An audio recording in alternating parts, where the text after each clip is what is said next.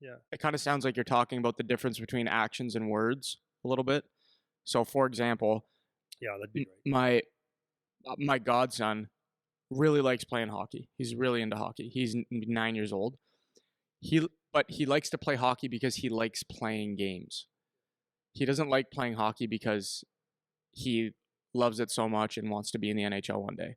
And you have to be able to understand the difference between my kid just likes to play things and hockey is one of them versus my kid is seriously driven to just play hockey, because there's a difference.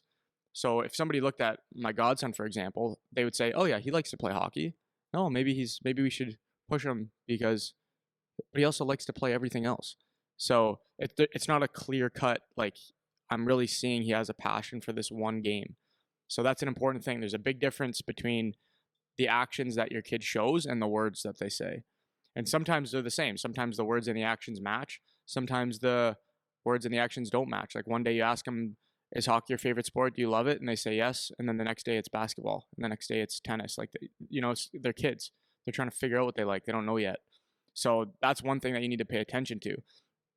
And then the other thing you were kind of touching on in there is kind of how much you're pushing your kid. So you're talking about shooting pucks, and is the kid shooting pucks because you keep telling them to shoot pucks? So they're going out to shoot pucks. And I remember that as a kid. My dad kind of scared me into practicing quite a bit because I knew that if he came home from work and I hadn't practiced yet, he would be like disappointed that I didn't practice when I was a little kid. So, and I was a kid that liked to practice. I wasn't a kid that didn't like it, and he made me do it all the time. I just didn't do it as much as he liked always when I was 10.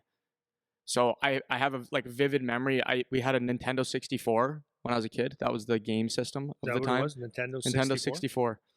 Super Mario, Legend of Zelda, and I had NHL 99.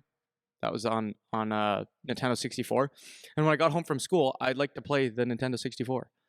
And I remember if my dad came home from work, like Yeah. if I heard the door Yeah. upstairs that he came in, like through the garage door, immediately like Nintendo 64 turned off. I'm out of here and I'm going to act like I was doing something else. Yeah. Because if he Just comes, caught me at a bad time, yeah, Dad. like if he comes downstairs Yeah. and see me playing video games, he's gonna be like, "Did you practice today?" He's gonna ask me, and I'm like 10, you know. So, and again, I was a kid that liked to go out and practice. I wasn't a kid that it was pulling teeth to make me go practice. I liked practicing, just not all the time, every day, always, you know. And then it was like there was a guilt about it. It's like if I'm not practicing, I would be made to feel guilty as like a 10 or 11-year-old because I'm not out practicing every second of the day.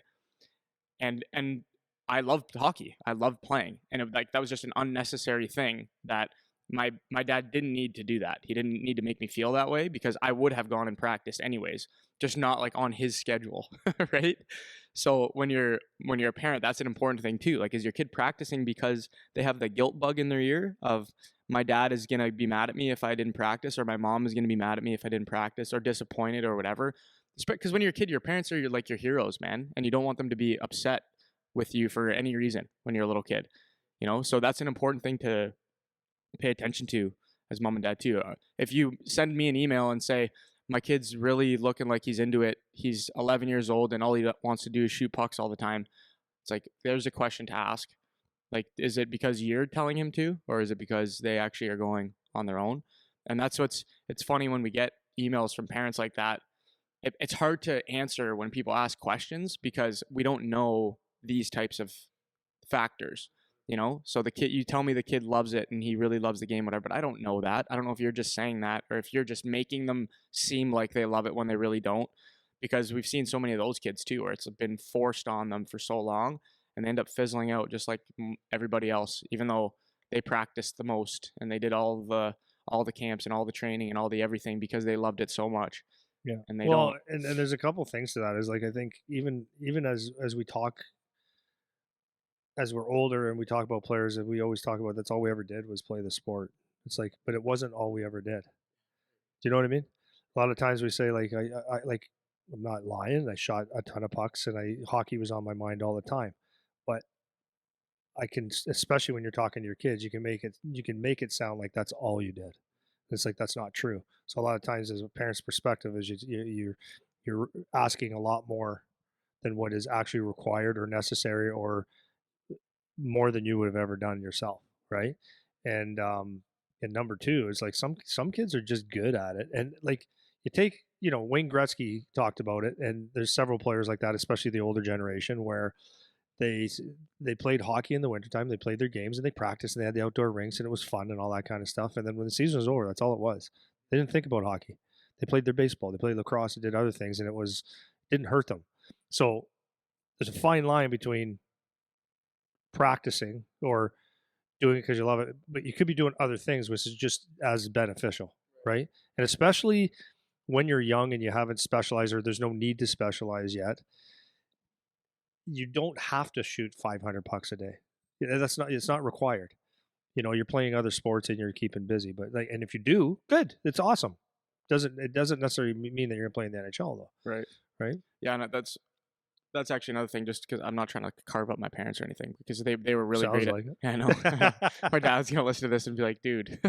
But I remember my parents were both really good at that too. Is we did like swimming lessons. I played baseball a lot. I remember my dad, like in the backyard, we'd play catch forever. We'd play hot box. He'd be throwing ground balls at me, like all kinds of different things that we did. Good dad stuff. Yeah, good dad stuff, right? It wasn't just like military sergeant hockey only in this house, whatever. We played army men. We played all these stupid little kid games that we like to play, because my parents understood that it's not just about the one thing that we need to do all the time. And it's funny because a pattern I'm noticing with a lot of parents is the younger the kids are, they seem like they're more crazy about one thing, and like I know one thing I hear people say frequently when they talk about young kids is, oh, like they're so ahead of their class, like they can read at like a third grade level when they're in grade 1 or whatever. And now I have a genius here. It's like, no, it's just your kid just learned how to read first, man. It's like it's not a big deal. But I think people see little blips that they're ahead of other kids and they get a little bit crazy about it. Because I notice the younger ages, I get more serious questions about like the development, which doesn't really make sense to me.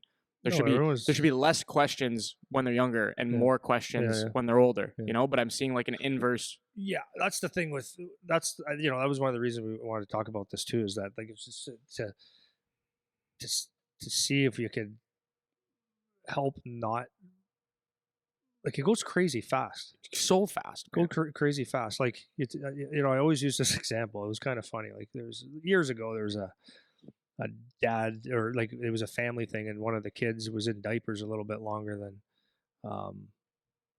than typical. Yeah. Right. So one of my uncles, it was very funny actually, goes, "What do you want me to do about it?" He goes, "When she goes on a date and the guy says, why you have a diaper on, she'll change." But no, but it's true. Like at some point, you're gonna go to school, and if you're wearing, like, I mean, let's not promote this, but if you're 6 years old and you're wearing a diaper to school, people are going to notice and you'll change. Yeah. You know what I mean? Life will sort itself out, life right? straightens So you it's out. the same with, you'll figure it out at some point. Mm-hmm. The kids will be, some kids speak earlier because they're around or don't speak, or they don't speak a lot because mom and dad do all the talking, speak for them, right? Would you like a cookie? Here it is.